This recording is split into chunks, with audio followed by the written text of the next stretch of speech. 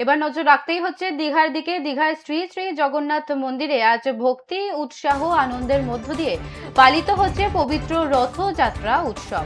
সকাল থেকে অসংখ্য ভক্তের সমাগমে মুখর হয়ে ওঠে মন্দির চত্বর। ইতিমধ্যেই মহাপ্রভু শ্রী জগন্নাথ, বড় ভাই শ্রী বলরাম এবং দেবী সুভদ্রার তিনটি সুসজ্জিত রথ মন্দিরের মূল প্রবেশদ্বারের সামনে নিয়ে আসা হয়েছে। রঙিন সাজসজ্জা, ধর্মীয় আচার অনুষ্ঠান এবং ভক্তদের উচ্ছ্বাসে উৎসবের আবহ আরও প্রাণবন্ত হয়ে উঠেছে। ভক্তদের বিশ্বাস, মহাপ্রভুর রথের দর্শন এবং রথের দড়ি স্পর্শ করার সৌভাগ্য জীবনের শুভ ফল বয়ে আনে। রথযাত্রাকে কেন্দ্র করে দীঘায় নিরাপত্তা ও দর্শনার্থীদের সুবিধার্থে বিশেষ ব্যবস্থা গ্রহণ করা হয়।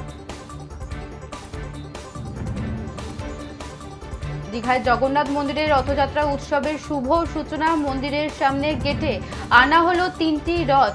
দীঘার শ্রী শ্রী জগন্নাথ মন্দিরে আজ ভক্তি, উৎসাহ, আনন্দের মধ্য দিয়ে পালিত হচ্ছে পবিত্র রথযাত্রা উৎসব।